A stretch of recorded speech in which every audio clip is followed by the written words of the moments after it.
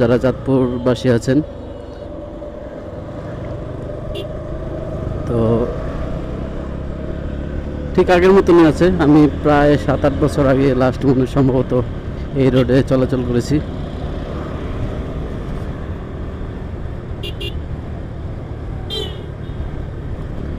তো সুন্দর রাস্তা।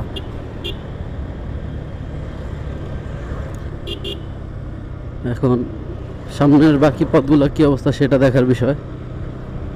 জানি না রাস্তাঘাট সব আগের মতন আছে কি না থাকলে স্বাভাবিক। আসলে গ্রাম অঞ্চলের রাস্তা খুব দেরিতেই সংস্কার করা হয়, যদি মেরামত করা হয়, যদি আর কি ভাঙ্গাচোরা বা কোনো ঝামেলা হয়।